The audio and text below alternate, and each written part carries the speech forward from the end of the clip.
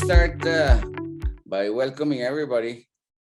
And thank you very much for attending this webinar about Ukraine defense of freedom. I want to start by expressing my deep support to our colleagues of Aspen Kiev that have been going through a very, I would say, most difficult time and immense personal hardships. Natalie and Yuliya, nice to have you again. This is a very important seminar for Colombian and for the international community. For most of the world, and certainly for us, this abominable invasion has been very hard to understand, especially at this time and age. One would have thought that this would have never happened. Here in Colombia, the electoral process in the past few months that led to the election of the first socialist president in the history just last weekend, in some way has taken us away from the hard reality of the people of Ukraine that you are going through every day.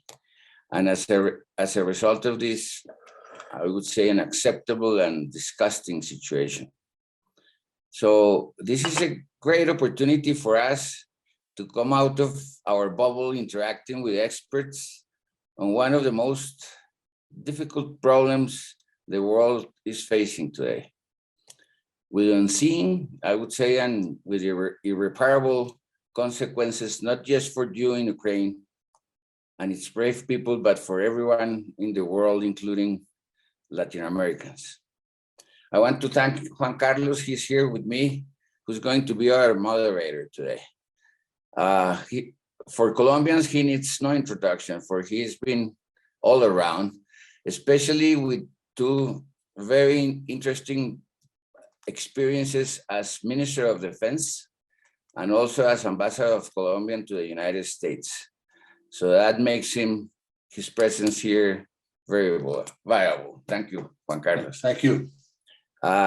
We in Aspen are very proud to provide this opportunity, not just to learn firsthand about the situation in Ukraine and its possible outcomes, but to express our deep support and hopefully to understand some ways of collaboration in their struggle and resistance. So Natalie, Yuliya, Oleksii, and Andriy, thank you for your time and insights. And so I would leave Juan Carlos with the floor, and thank you everybody for sharing your thoughts with us. So Juan Carlos.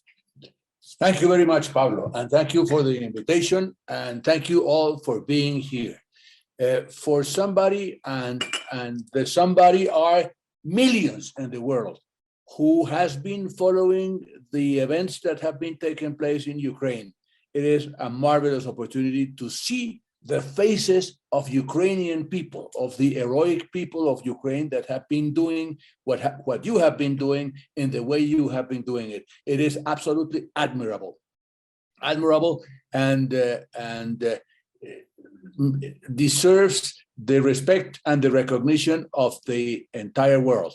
To do what you have been doing and to do it alone as you have been doing it is absolutely admirable. And so I repeat, it is a privilege for me to be in this seminar and to have the opportunity of seeing your faces, and through your faces, the faces of all other Ukrainians. So thank you very much. I would like to ask a couple of questions to initiate our dialogue.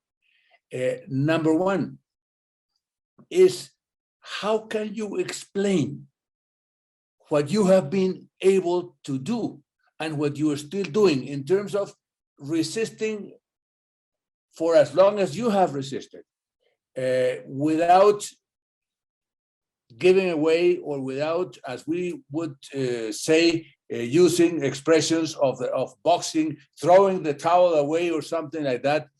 Keep on doing what you have been doing. What has been behind you and inside you that has kept you fighting the way you have been fighting. And by that, I mean not only the people who are the soldiers and holding the guns, but all of Ukrainians fighting in different ways, in different scenarios, and doing what you've been doing. Let me first ask, for instance, Oleksii, I would like to hear him. Well, thank you for having me. I'm just now driving in the car from the western border back to the capitals, and I just seen something which assisted us a lot in what we have achieved. Those are armaments of our partners. We just passed away a column of cars bringing howitzer to the front line. And I must say from the very beginning, I think that this nation has no towels to throw onto the ring. What we have is our deep understanding that this war cannot be stopped, but it can be won. And this is why all our guys and girls are fighting in the trenches. All our diplomats, and I belong to Ukrainian diplomats, are doing everything possible to get to Ukraine more modern weapon, more sanctions, and more financial support from the institutions and allies. And the whole Ukrainian society has put away their own businesses and started volunteering to help the army and to help the guys on the front line. So Ukrainian nation is being born again for the third time within the last 2 decades. But now we are fighting a war of independence, and we must win this war. Juan Carlos, if I may add. Yes, please. I think when people in other countries look at the war, they think of wars over territory or a war over some particular issue. And this is a war of existence. Russia and their leader, Putin, have announced that they don't believe Ukraine or Ukrainians as a culture, as a history, as a people, as a language exists. They are trying to eradicate the existence of Ukraine and Ukrainians.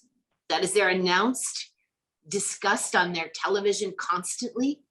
That is their strategy. And so there is no way to do anything other than defend your homeland and your existence to the very bitter last moment, because there is no other solution.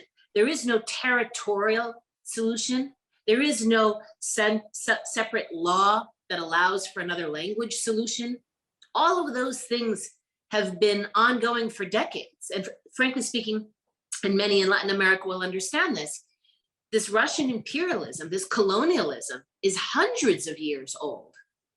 Peter the Great attempted to eliminate the existence of the Ukrainian language. Putin compares himself to Peter the Great. And so what we have is a situation where Ukrainians can't throw in the towel, as you said and Oleksii said, because that would be acknowledging that we don't exist. And we do exist. We're here. We're flesh and blood. We're fighting.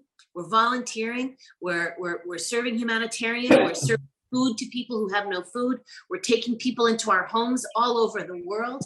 We do exist. And so there is no way for the Ukrainian people to throw in a towel and say, okay, we don't exist.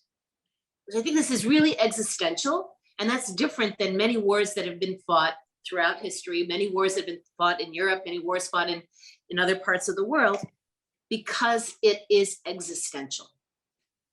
Wow. That's impressive. What would you say is the reason for that perseverance of the Russians trying to eliminate the very existence of Ukraine, whereas on the other side, we have seen that Russia and formerly the Soviet Union was formed by different nations that were close together in certain ways, at least geographically, and they did not deny the existence of other people. Why that treatment to Ukrainians? Why so? If I may add to this question and the previous one. Yes, please. Yeah, okay. So I would continue the narrative done by Oleksii and Natalia, that this is really, now we have the really understanding this is existential war, and this is not only the war for independence, this is the war for the very for the right to exist as Ukrainians or as people on this territory. And me personally, I was born in Makeiev. It's a huge port in the south of Ukraine, Russian speaking, where it used to be Russian oriented, but now there my city is under attack every day, under the strikes, and all the population are very united. A lot of my classmates now in local territory defense, and all the people, even Russian speaking, are understanding that they need to support this port and this city as the huge resource for Ukraine and for the south of Ukraine. Now I live in Bucha, maybe the most well-known city in the world after the world war crimes done by Russians. And now after Bucha, after Irpin, after all these crimes, all the people are understanding that we need to win this war, not to stop this war, and that we are quite different civilization, even different type of people, if I may say so, because it was unhuman behavior toward the people in Bucha, in other occupied territories. As for the previous historical background, yes, formally, Soviet Union was a federation of different so-called independent states, and they did this due to some official and diplomatic acts, reasons. For example, to have more votes in the United Nations and so on. But mentally, we had the federation led and run by Russian nation, Russian superiority, and all other peoples, all other nations considered as minor ones, with minor culture, with minor mentality, and this is the quite pure imperialistic paradigm, maybe the last one in modern world. But we need, I mean the whole world need to fight and overcome this paradigm and to diminish it forever, and to put the values of individuals, the values of independence, and the values of the equality of all nations as the key value for the further development. Okay, thank you very much, Andriy. If I may just, please. just follow up on that. First of all, I would really like to express huge gratitude to our colleagues in Colombia. It's a great pleasure to be with you today and have this opportunity to address what we are living like this last 4 months.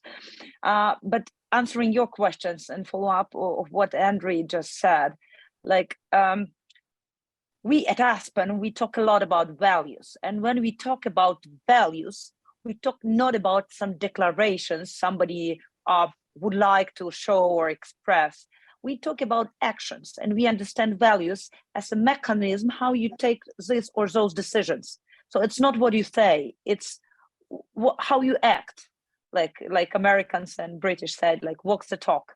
So for us, why it's all horror started, I do believe it's existential question of values which dominates in these two societies.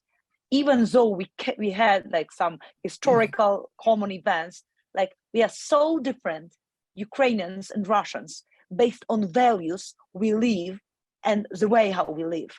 And like I do believe that Putin, and it's not about Putin itself, it's about the like big part of Russian society, like dominant part of Russian society. They simply cannot accept our desire to live free, just, equitable, like life with dignity. They cannot accept that we don't want to be back to the Soviet communistic times, and we would like to live like European, like it's close to us, like European, Western values oriented, like human values oriented life. So I think that's an existential problem and difference between two societies. And I'm here to talk about a bit of civil society's role in this war. And as was mentioned before, like I think the key factor of our resilience and our like resistance is mobilization of the whole society. So when this like full escalation, this new phase of war started, each Ukrainian, he like from one side, he felt this existential threat, like addressed personally to each Ukrainian, just because you're Ukrainian. And from another side, each of us felt that we just need to do something to protect our values of freedom by actions. And it's so different that to what's happening in Russia, because like even within Aspen community in Ukraine, during first 2.5 or 3 weeks, a lot of us, we focused our efforts trying to reach out Russian society and tell them, look, this horror is going on in Ukraine right now. Look, kids are getting killed.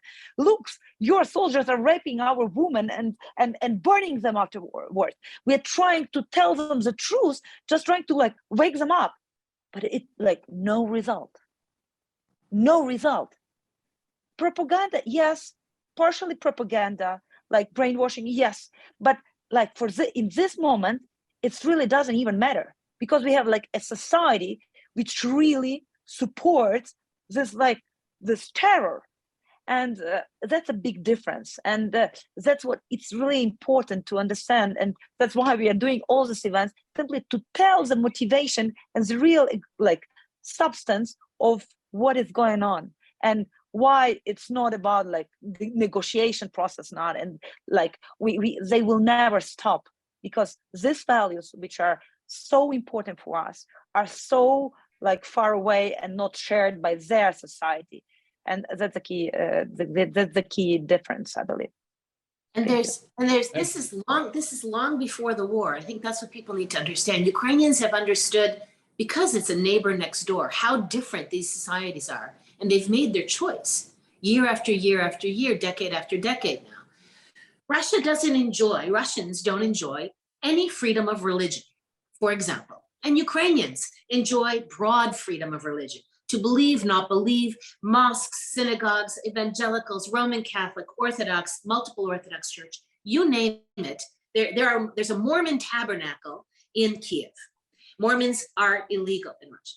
We know what that freedom is. Freedom of speech, freedom of the media and the press. There has been none in Russia, and we have complete freedom now, especially with the internet, of speech and press and civil society in Ukraine. We see journalists murdered in Russia year after year for speaking out against the regime.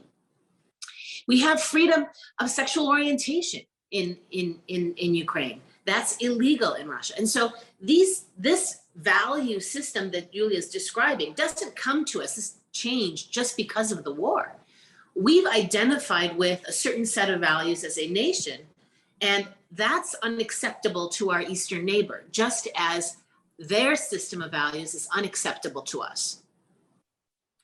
That shows that certainly we're talking about a nation in itself, a nation with its own values, a nation with its own principles, which are entirely different from those of the Russians, at least right now. But let me ask you the following. After hearing to Natalie and Yuliya, I remembered what has been underlined by the world press, but particularly by the press in Colombia, and that is the role that has been played by the women in Ukraine, which has been a very important role, a key role in maintaining the spirit, in maintaining the fight, in maintaining the perseverance in trying to defend your country. So now that I have the couple of women that I have in front of me, let me ask you, what is the secret of that role of that the women have been playing?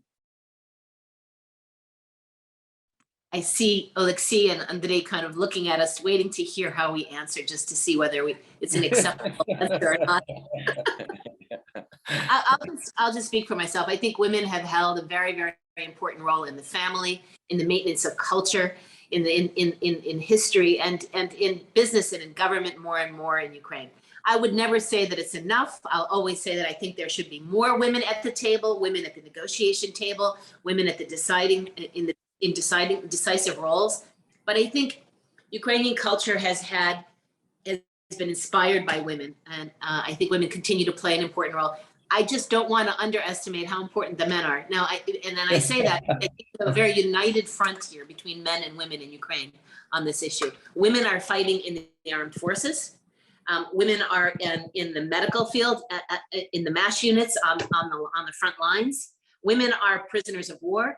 Women are unfortunately, in many cases, for example, in Bucha and the northern suburbs of our capital, Kiev, have received and have been at the core of the worst war crimes in our nation, in European history since World War II, in terms of rape, torture, and victimization. So I think women do play a very special role, but I have to say I'm one of those people who thinks it takes both, and luckily we're all together. Okay, thank you very much. Yuliya, before passing the word to Andriy, who wants to say something, but Yuliya first.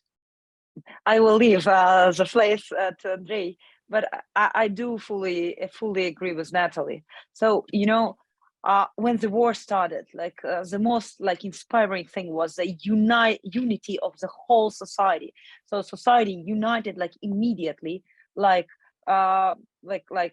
was incredible percent of support to the president, even though we are a very democratic party, and we had a big part of society who was not very in favor of our president, current president. And what we saw, everyone united, everyone supported president, everyone started doing something. So this unity gave us a lot of power. But women, we do need more women everywhere. I do believe that it's always increase efficiency in each area, in each sphere. But we have a lot of prominent women like Natalie, who was not sleeping at all, doing a lot of conversations and speeches, just trying to let the world know what's going on. But also we have now millions of mothers with kids who had to leave the country, who had no homes.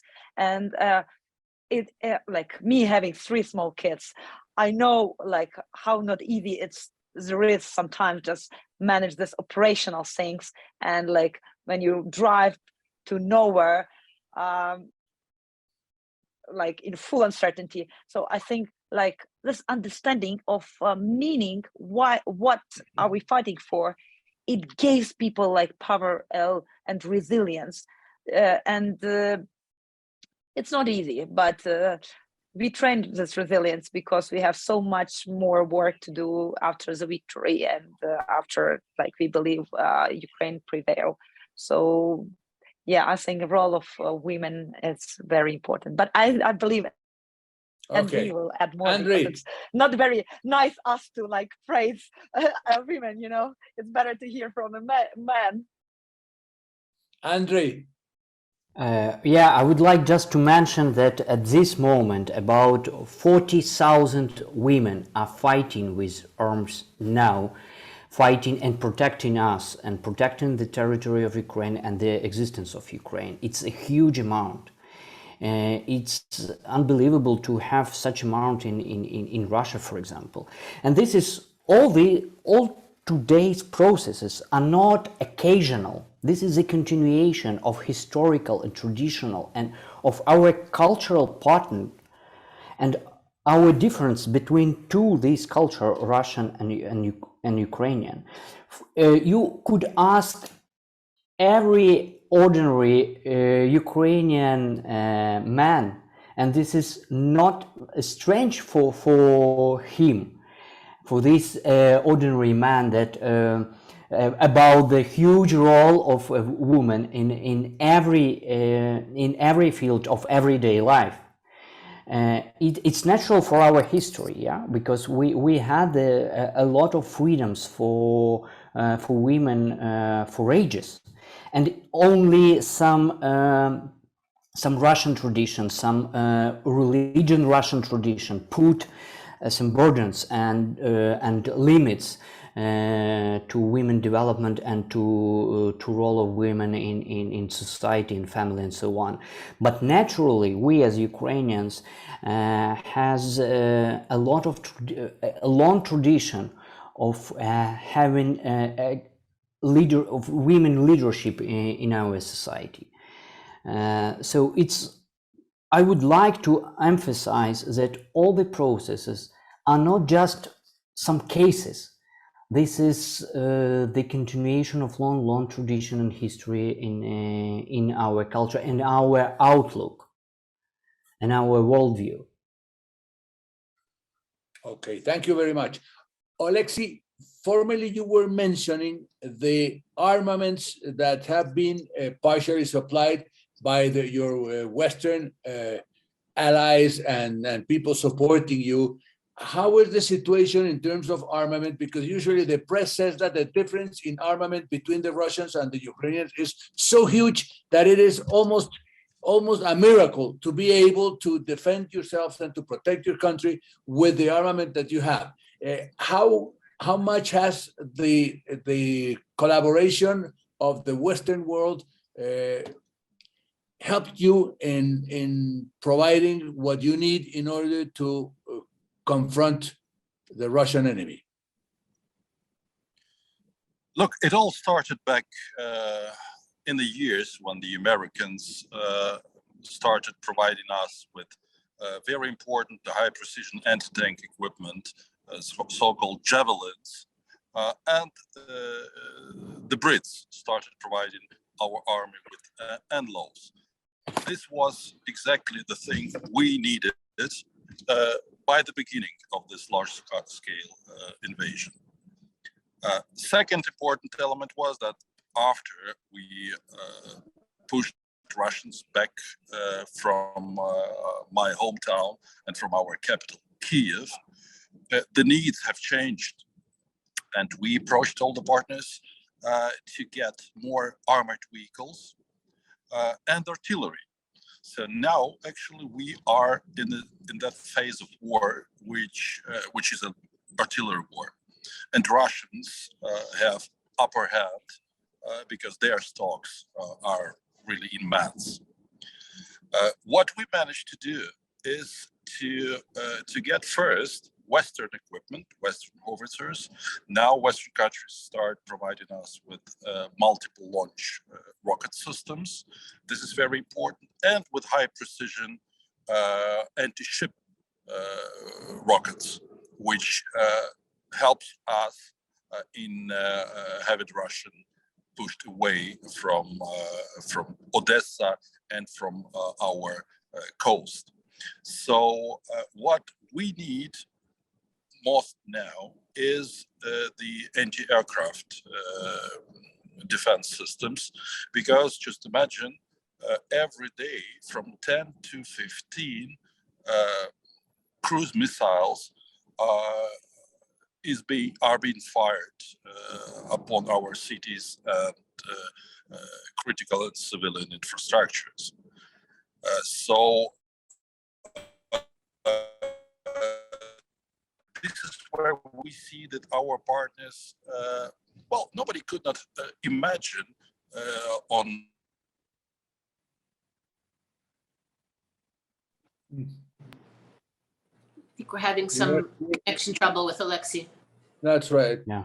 Let me just add a couple quick things. 8 years ago, when I was Minister of Finance and this war began in 2014, I think the world needs to understand our previous president had basically eliminated that the United States would provide us with howitzers and multiple launch rockets. Ukrainian men and women at the front line are, and that Ukraine protecting the.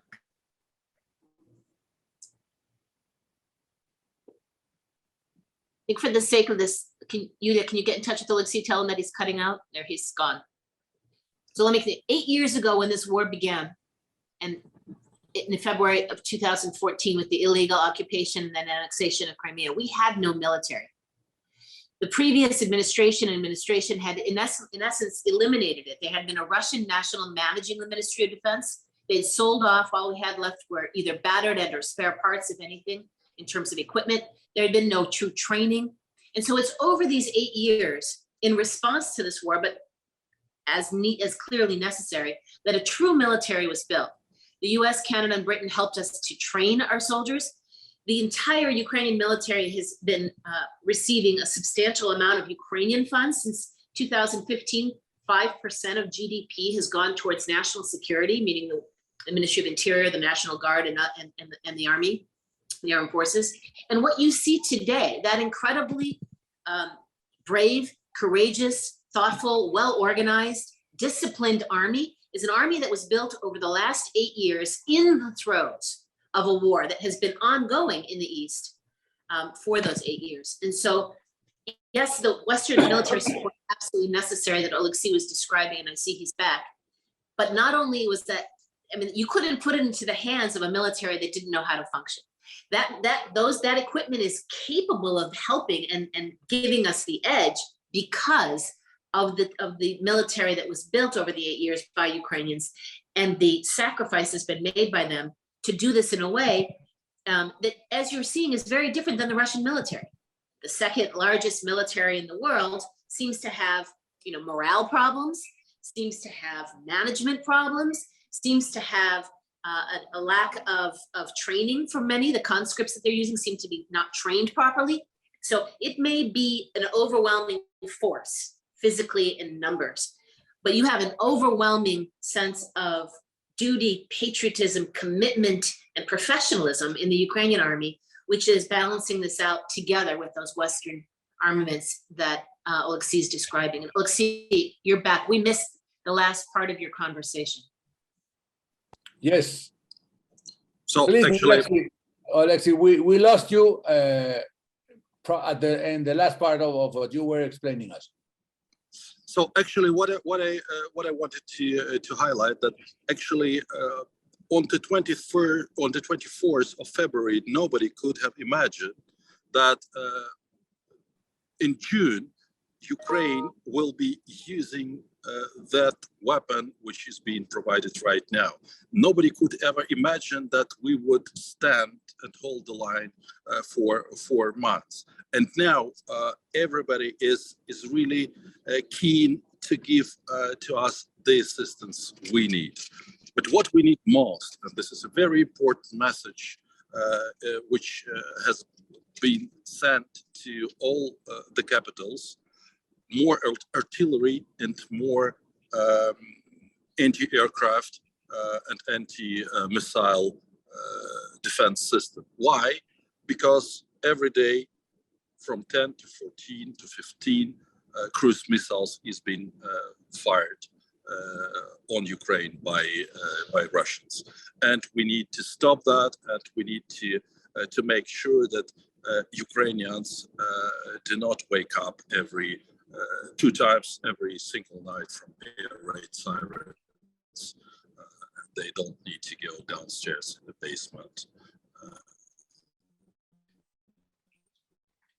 in the bomb shelters.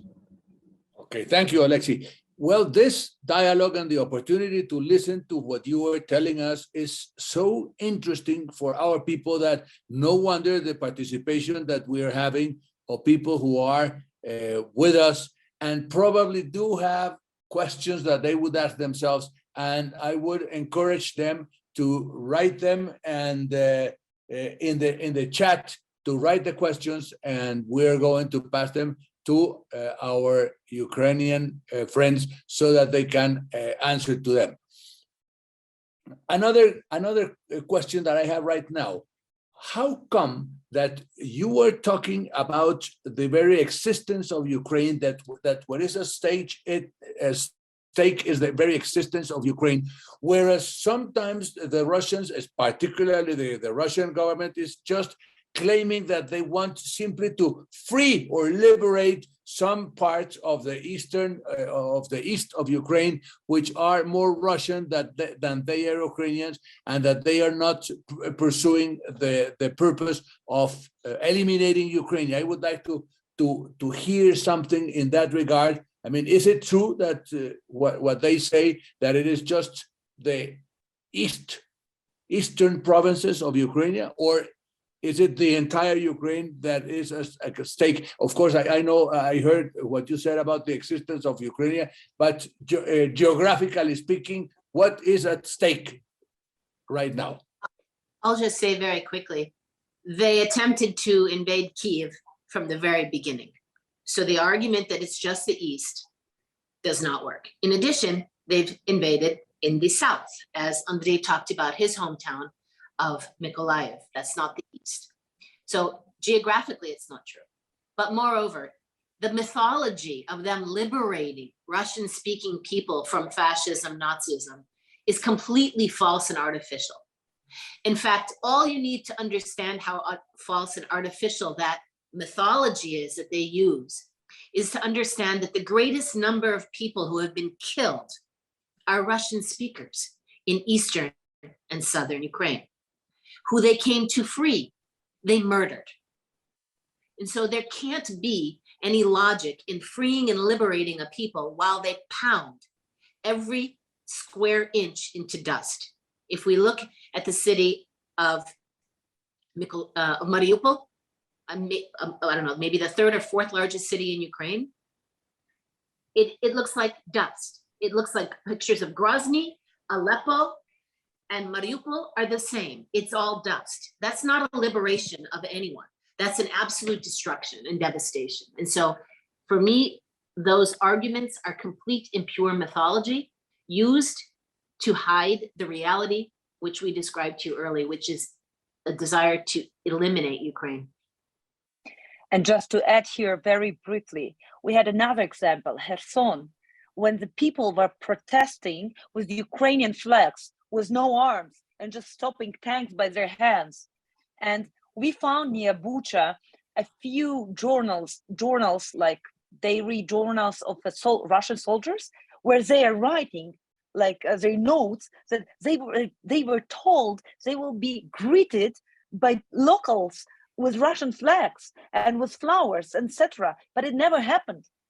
Like, we don't need like any liberalization, whatever, liberation from Russia. And people, Russian-speaking Ukrainians, were absolutely against Russian army there. So I think it's very important to understand. And just I think like it makes sense to add here that when we had an event like similar to this one was Mexican friends, and somebody from real like Aspen, Mexico community like seriously asked us about a genocide by Azov in east of Ukraine, and we were like shocked to hear it from well-educated people. But it's not surprisingly from another sense, like hand, because that's how Russian propaganda is working. And you know, Russia today like pay even to small hotels in Latin America to put Russia Today like propaganda channel in the top 10 TV channels, and to like brainwash and like to distribute this propaganda around the globe. They spend a lot of money to do that. Same time, like we don't have resources to shout like globally that it's not true. It's just made up stories. And like they do evacuate our people by force. They move them to Russia and just to record these propaganda videos, how they are liberating them. So it's the role of propaganda and Russian propaganda and their brainwashing tools. Like it's incredible because they spend a lot of resources just to change the reality and show fake stories as they are real. So here is a great example of this liberalization story. Yeah, and you could just compare two pictures of Donetsk that was occupied by Russians since 2014, and if they said that we organized a terror in Donbas region, but please compare the picture of Donetsk, more or less nice city now, and the picture of Mariupol after being liberated by Russians. So this is only the pretext and the inventions, the mythology, yes, the fairy tale they are using to justify this so-called special military operation. Thank you, Andriy. For the world, the war and the invasion of Ukraine was an absolute surprise. Was it for you, Ukrainians? Did you not see it coming, or were there any symptoms prior to the invasion itself that alerted you on what could come and did come later on? You know, Juan Carlos, we've been living with that neighbor for ages and centuries, you know, for many abroad, it is less known thing that actually war started back in 2014, and back in 2014, Ukraine lost 7.2% of our territory in Crimea and in Donbas. But now, after this last invasion, large-scale invasion in February, we have over 20% of our territory under occupation. A fifth of the country is occupied by Russians, and this is 20% of territory. But this is also a big amount of our people on the occupied territories. And just imagine some of the figures. During this very war, over 200 children have been killed, and over 200,000 children into trains and buses and driven to Russia. Oleksii, So repeat the number. Kind of kidnapping in thousands. Oleksii, repeat the number. We lost you. What was the number? The number was over 200 children have been killed by Russia. Over 200,000 children have been kidnapped. So if you ask, have you seen that war coming? Of course, more than for 1 year, Russians started building up their armed forces all around Ukrainian borders, in Belarus and in Russia itself. We saw that coming. We trained our forces. We armed our forces. We put a lot of resources not to maintain our economy, but get our guys. We established that kind of cooperation with our allies and partners that from the very beginning of the war, they started acting. Unfortunately, they did not start acting that powerfully before the war. But after the big invasion started, we got them implementing all the sanctions packages they have prepared. We saw them providing us with assistance, with financial assistance. Just imagine, we need $5 billion a month to maintain our economy. And we are about to lose over 70% of our GDP due to this Russian war. So our partners started providing us with political support, with sanctions against Russia with weapons and financial help, which is key for our country to survive.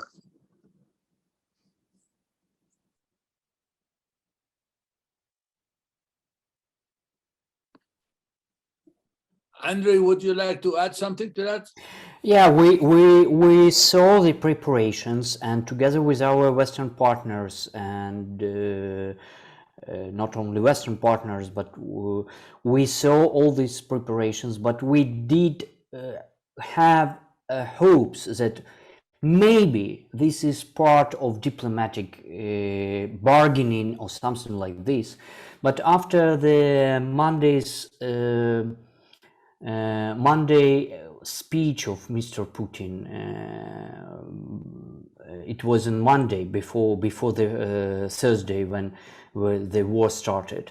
It was apparently for everybody that this speech to the people of Russia, it was addressing to Russia. This is the announcement of war. Factually, it's announcement of war, and everybody were preparing to do something under the war condition, because his long speech, a so-called historical lecture about the Ukrainian history and invention of Ukraine by Mr. Lenin, which is quite funny for everybody in Ukraine, and his aggressiveness about decommunization, about our attempt to be free, it was apparently obvious for everyone that we will have the great war against Ukraine. Thank you very much. Yuliya or Natalie would like to add something? No, I think I just want to remind everyone that this war began 8 years ago. I think what happened is it fell off the news radar screens of the world. And so if you ask if Ukrainians were surprised, the only thing anyone can be surprised is with the murderous, barbaric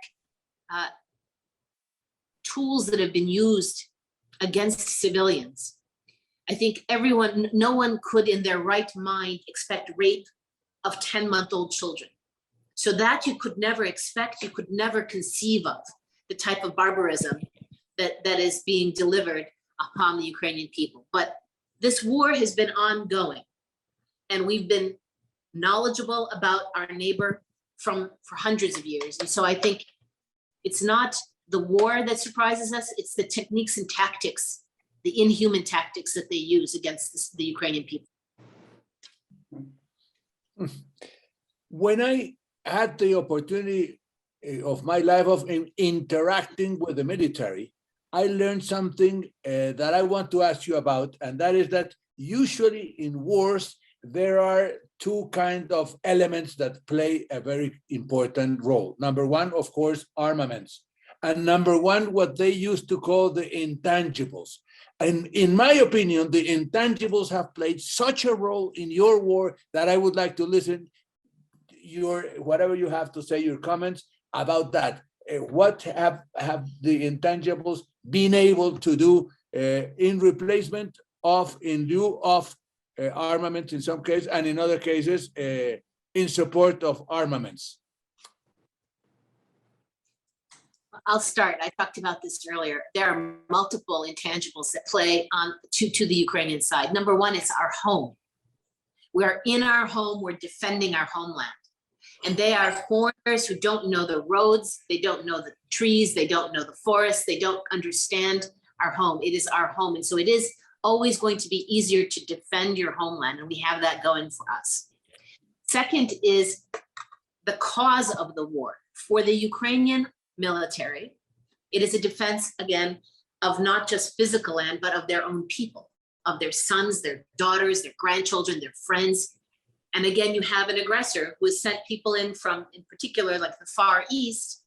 They don't know why they're fighting. They weren't even told in many cases that they were going to fight a war. So they have no purpose. They have no sense of purpose. And that intent is an important intangible on our side. We have complete purpose.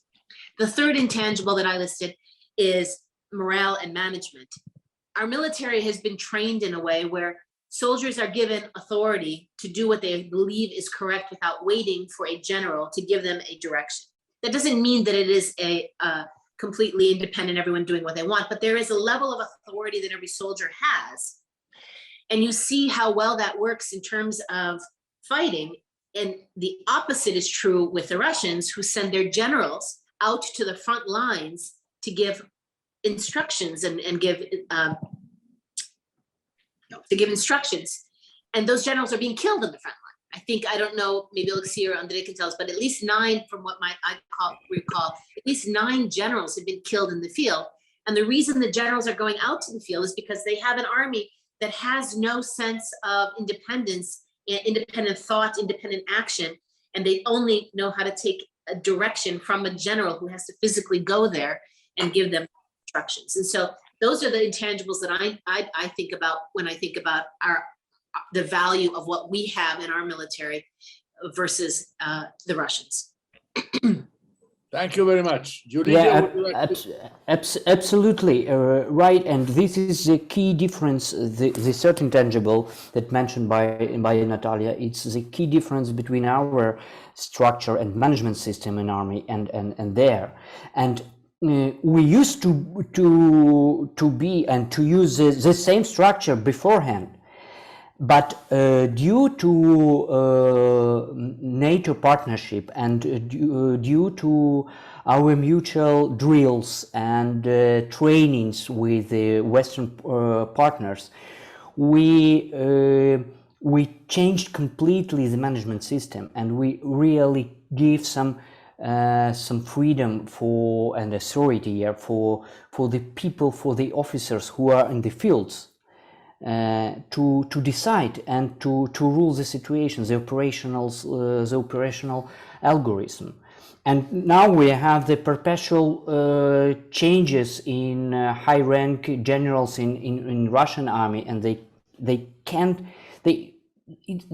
just incapable to take all the pictures, all these factors in mind and draw the general picture and write the very detailed guidelines for every move. So we are more free in these regards, and this is why these intangibles are so crucial. Yeah, I have just 2 comments. So it's really like one more point is that like this world support was incredible. Like starting from the Starlinks from Elon Musk, which were delivered, like, and finishing with like Google Maps, who turned off like traffic of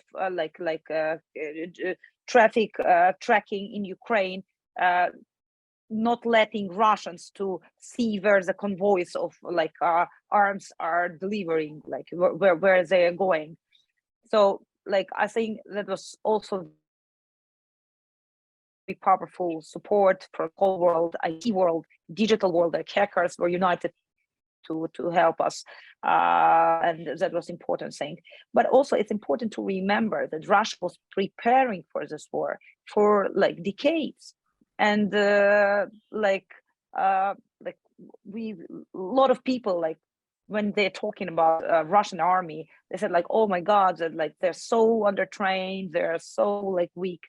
Yes, but same time they are massive, and they were preparing for many years. And even now the situation is really terrible. It's the worst than ever.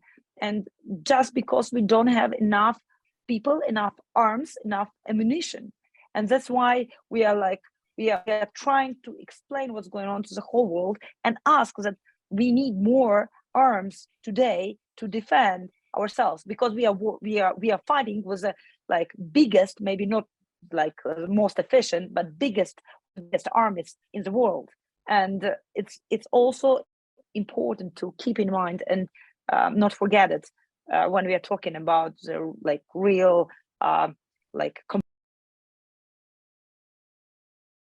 Thank you. Oleksii, would you like to add something?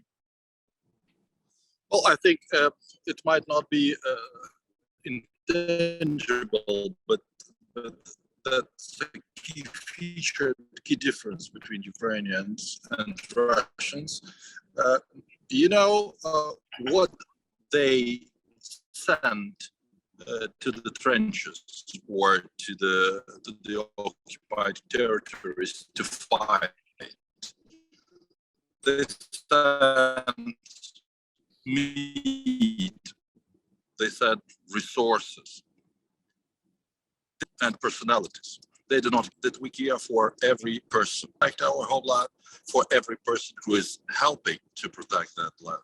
Because for us, personality and human rights and right, and this is why our troops stand that close together. And this is why I just imagine yesterday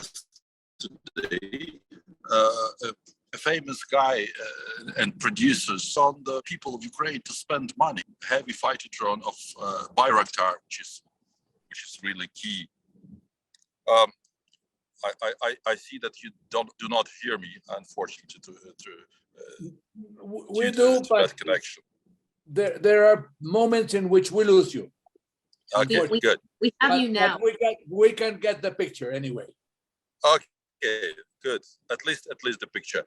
Once again, thank you. For us, the most important thing is that we care for our people, and this is our strength in this war.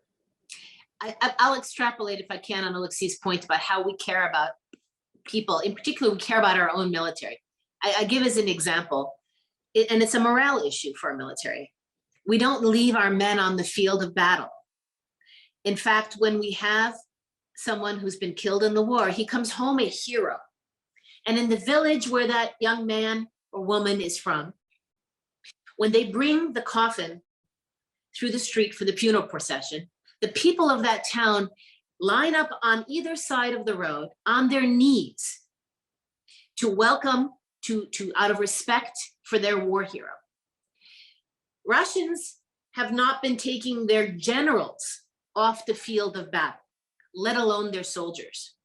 And Russians have brought mobile crematoriums to burn the bodies rather than send the bodies home to their families.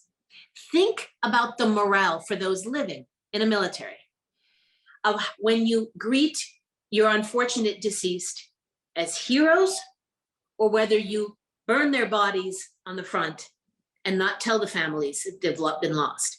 That is an intangible that tells you a great deal, not about the culture of the military, but of the culture of these two societies. And I would add not only the attitude to humans, to soldiers, but look at the pictures and the stories about our attitude to pets. When people take their pets to the shelters, looking for food for them, when they refuse to evacuate just because they need to take care of the pets, they leave their money, they leave their belongings, but took their pets together with them to save them. So this is the completely different attitudes to every living creature. Thank you. You have put in the most crystal clear way possible the issue of your own existence as a nation, your own existence as a country, your own existence as a people. That is absolutely clear, and that is what you are defending and what you are confronting and what you are fighting for. I would like an explanation to another of the reasons given to the world by the Russians in terms that what happens with Ukrainians is that they simply changed sides. And by changing sides from the East, I mean, from being under the Russian umbrella and trying to pass to be under the Western umbrella, that poses a very complicated threat to the very existence of Russia. I would like to hear something in that regard. That excuse of the change of sides of the Ukrainians. Again, I'm going to call it mythology. Some others call it propaganda, but it's all mythical. Ukraine is a peaceful country who was attacking and invading no one, causing no one, including Russia, any harm or any risk. It is a sovereign nation, though, and a sovereign nation that has the right to choose its own alliances, its own economic systems, its own languages.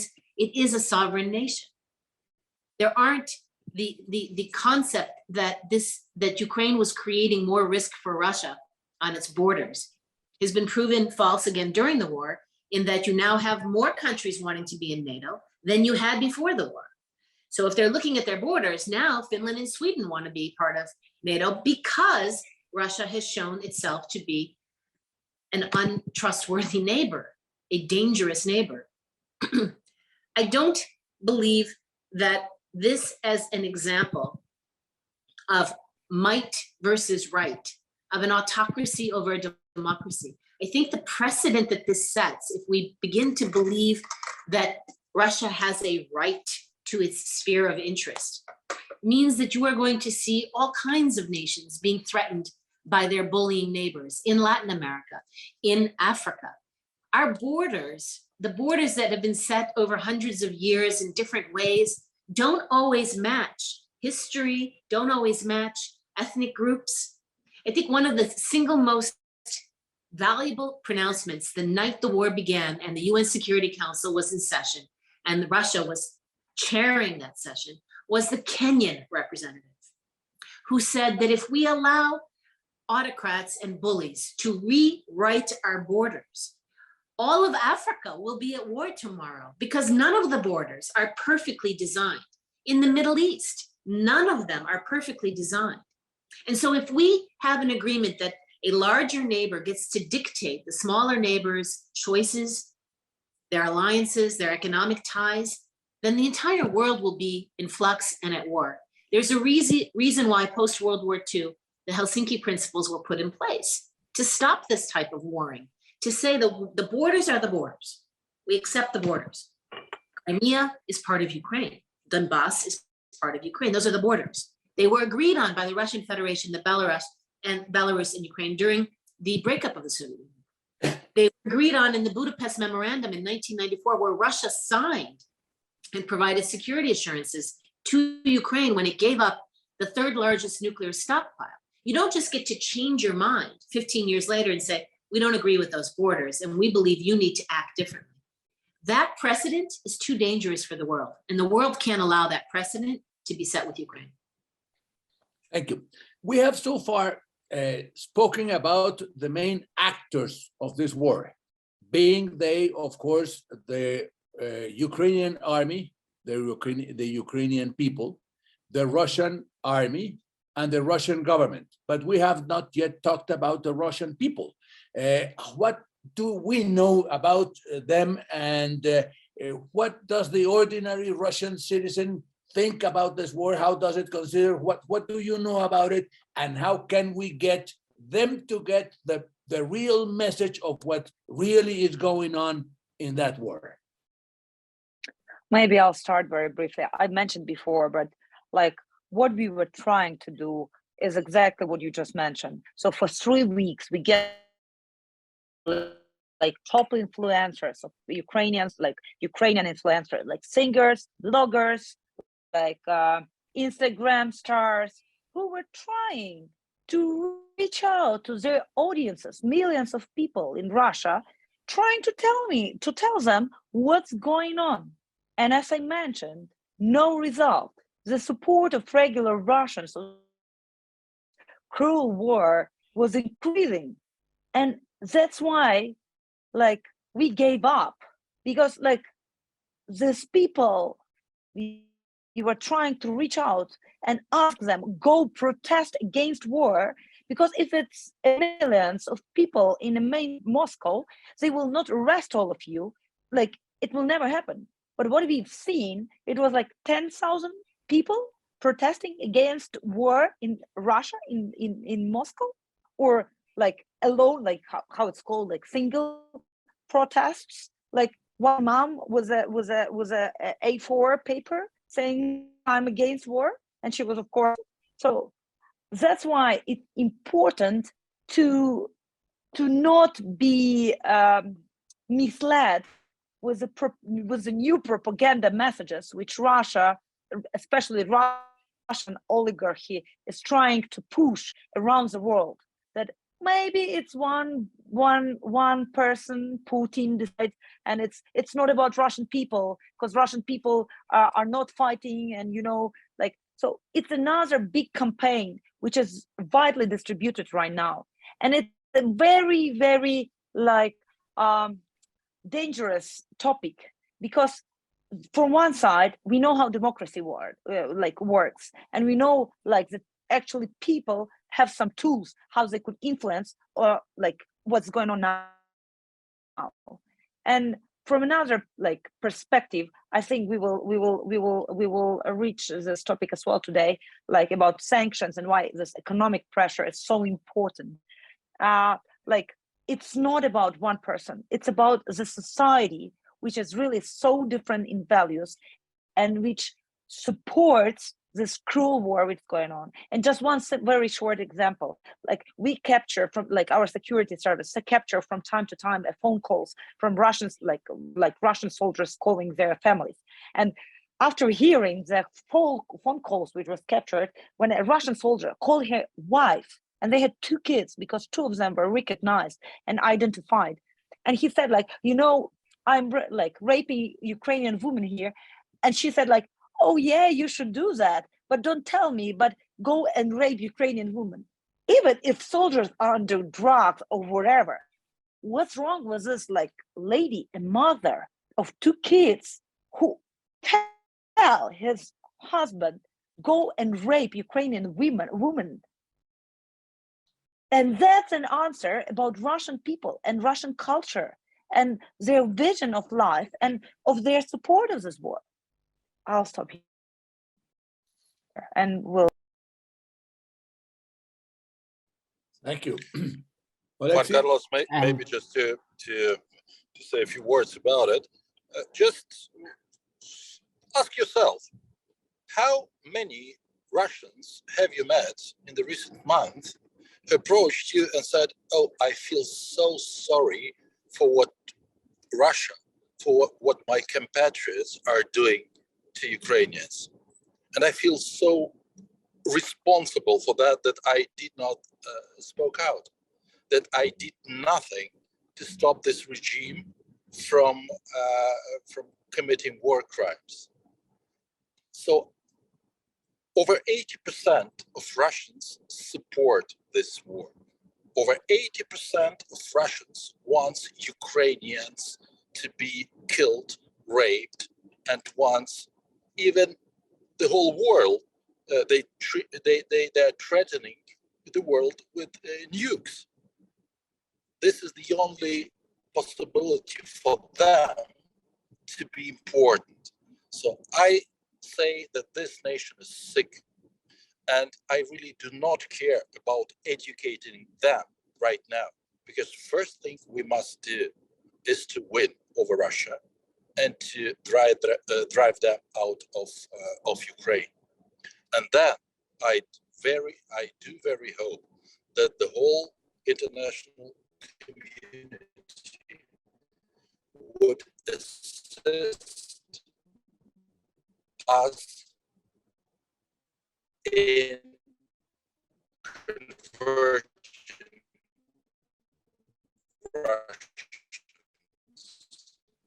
in the way that the whole post-World War II Nazi Germans in denouncing the crimes of Nazis.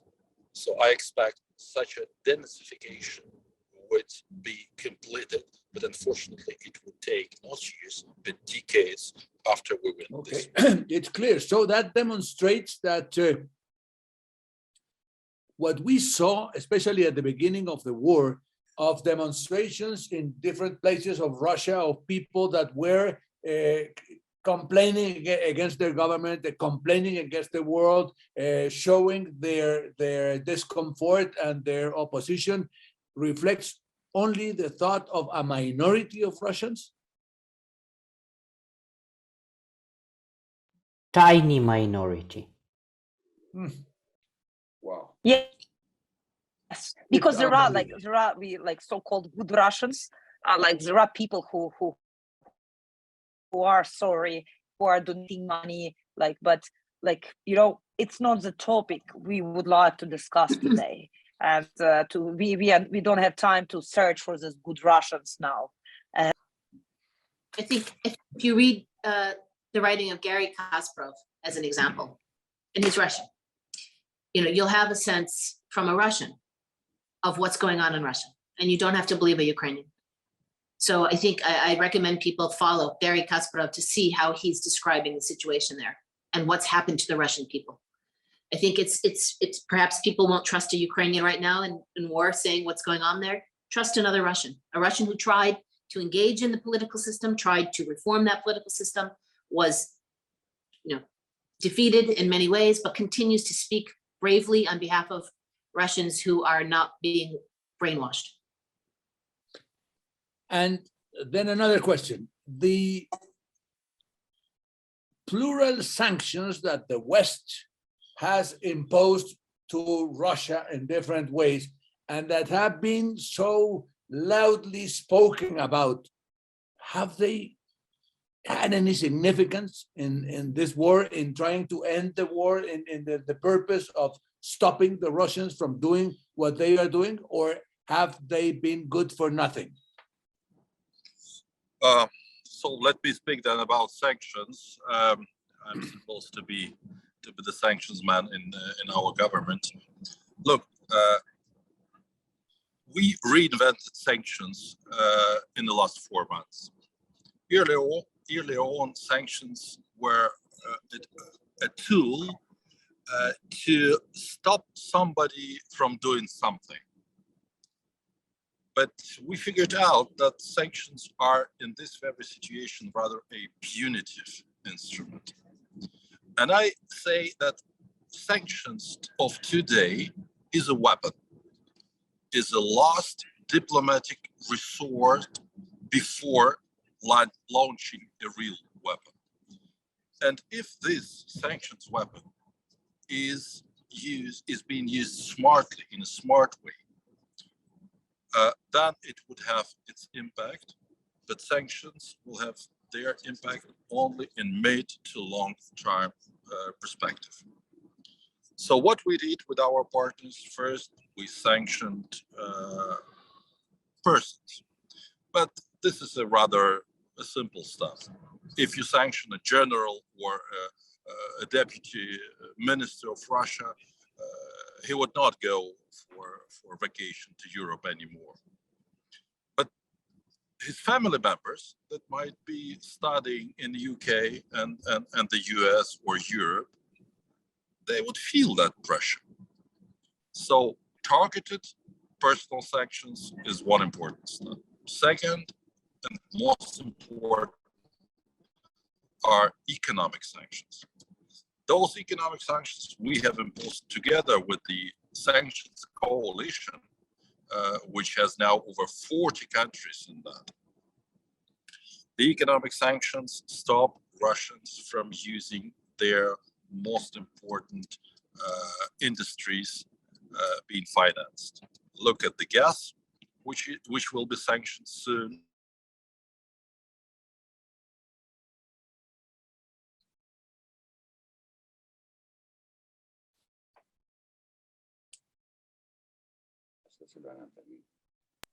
Okay.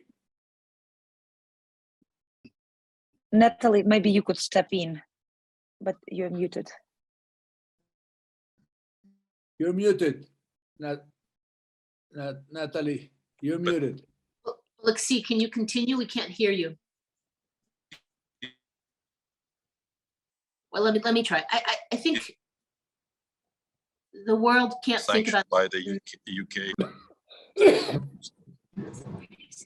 Look, see, we lost you for a long time. And you're frozen. Okay. I think you can't think about sanctions as all or nothing in any respect. It's not that the world has put all the possible sanctions on Russia, but it's not that they've done nothing. There are sanctions that have been very helpful, in particular export controls. We see that the Russians have no ability to receive the technology necessary for car manufacturing, for guided missile manufacturing, and all of that, although it takes time, is very good. So the export controls in particular have been valuable. The banking sanctions have been incomplete. So they're good when they're applied, and a handful of banks have been removed from the SWIFT system, and a handful of banks have been fully sanctioned.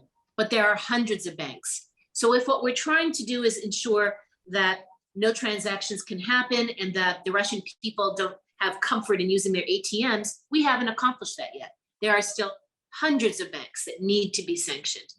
If we think about individual sanctions, I think this is where Oleksii had started. You know, it's getting better, but it's taking forever for us to sanction all of the political elite, all of their families, all of the economic elite, and all of their families. We still have debates in the EU as to whether or not the head of the Russian Orthodox Church, who is blessing the weapons, who is urging people to kill and fight, should be sanctioned or not. He was sanctioned in the UK, but he was taken off the sanction list at the request of Hungary. And he is a part of this war effort. And we're still having debates. And so, yes, there are more sanctions, more countries joining sanctions than ever in history. And that's a very positive thing. Countries like Singapore and Switzerland, who rarely join the sanctions, are doing so. But they're far from enough. And it's a tool that, frankly speaking, becomes important to isolate the Russian economy. And if isolation of the Russian economy is the goal, then the single most kind of leftover piece is oil and gas. Oil and gas continues to be sold by Russia. It is fueling and financing the war. And so until the sanctions truly reduce the amount of revenue Russia receives, either from the countries doing sanctions or through secondary sanctions, third-party countries that are continuing to buy Russian oil and gas, as long as we're allowing the Russian economy to earn enough money to fuel and finance their war effort, we haven't done enough. So are they helpful? They're absolutely helpful. They're absolutely necessary. And it's gotten better over the 115 days or however many days we have now. But it's far from enough to truly isolate the Russian economy. And again, Oleksii used the word punitive. I look at sanctions as a tool that is to accelerate the decision-making of the decision makers in Russia to end the war. Whether it's public pressure, whether it's elite pressure, whether it's the security system pressure, create as much pressure on every part of Russian society so that the Russian decision makers stop the war. They have the ability to end the war today, to stop fighting, to stop killing. And so that's what the sanctions are for. Stop financing the effort and put as much pressure to stop the war. Thank you.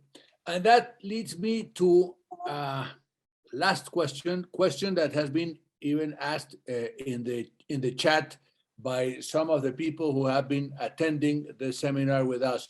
And the question is there anything a citizen of the world, not Ukrainian, not Russian, is there especially anything a Colombian can do in order to provide any kind of help, any kind of support, any kind of expression of collaboration, other than telling you that you have all of our solidarity?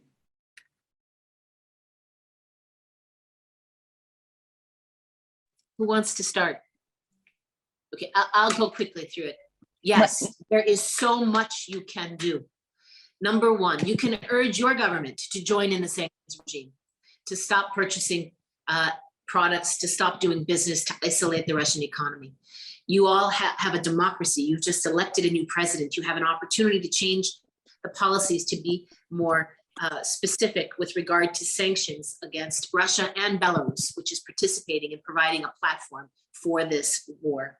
You can provide financial support to those Ukrainians in particular that remain in Ukraine.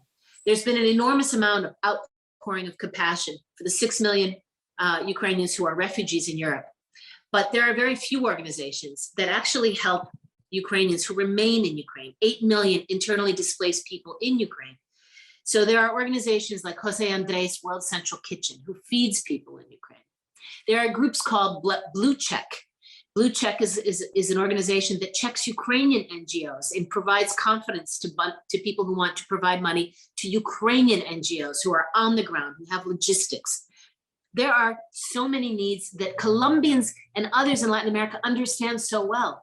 The mental health issues, the trauma issues of living with war, living with armies nearby, all of that are things that you can help us to develop in Ukraine to respond to the trauma, the PTSD that we're going through and that we will unfortunately be saddled with for a generation. You can read about Ukraine, you can learn about Ukraine. There are great books available by Anne Applebaum, by Sidhi Plochy, and Aspen Kiev can give a list and you guys can distribute it. Learn about Ukraine so you can avoid the propaganda, so that you can understand who Ukrainians are, where we come from and why. And finally, I'll say there is a great deal that can be done simply by showing unity and expressing, like you have done today with us. And we are so grateful for this opportunity that you are willing to hear, willing to listen, and willing to consider what's going on in Ukraine. Thank you. And just if I may add a few things. So for us to stand together and feel this world support and understand that we are all together in this fight is so important. And we standing with you and you standing with us, and only together we could like make this victory happen like quicker and faster. So if every one of us today will do any action after our conversation, it will make a big difference. And it, like additionally to Natalie just like clearly mentioned, it could be like communication, like just to talk to your communities, to your to your friends, to businesses who are doing business with Russia, just small things, just communication efforts, just like whatever donation you can make, raise awareness. I think it's really important to prove, to show your values by actions, and that's what we are like considering value-based leadership at Aspen Network. Thank you. Yeah, and to cut any relations, any ties with Russia, to demonstrate that this particular behavior is unacceptable at all in civilized world, we could restore these ties, but afterwards. But now we, you and the world should demonstrate the unity in cutting any ties with Russia and even with Russia society, and understand that now there is a war in Ukraine for the future of Europe. And the peace in the world, I would say. We can hear you, Juan Carlos. And on my part, thank you very much for having shared this time with me, in part for having provided us with the information and with the spirit you have provided us. What I have heard today is very, very moving and is very, very interesting in terms of getting to really understand what is going on and the atrocity of the crimes that are being committed against your people, that are crimes that are especially absolutely unfair, but you will overcome. I am absolutely positive that you will overcome. Your existence is not going to be ended in any way by the Russians or by anybody. That is absolutely clear. And thank you very much from the bottom of my heart. And I pass the floor to Pablo for whatever he has to say at the end of this conversation. Thank you very, very much. And a pleasure and a great opportunity to have met you all. Thank you so much. Thank you. Natalie, it was so moving. Really, you know, I think the whole world is with you. And certainly I haven't seen one Colombian that has not being upheld and absolutely disgusted with what is going on. As I mentioned at the beginning, privately, this recording is going to be shown at the Foreign Ministry in a training course they have, as well as in some university courses. So from our point of view, we are going to do our best to have the feeling that we just had with you, to share with other people. So thank you very much and keep it up. Best of luck. Thank you very much. As Pablo says, we're all with you. We Colombians have been divided in halves in the last times, in halves to the right or to the left. But in one issue, we're not divided, but absolutely united, and that is in our solidarity and our full commitment with you and your cause and your people. Muchas gracias. Thank you all so much. Thank you. Thank you. Muchas gracias. Thank you. Thank you.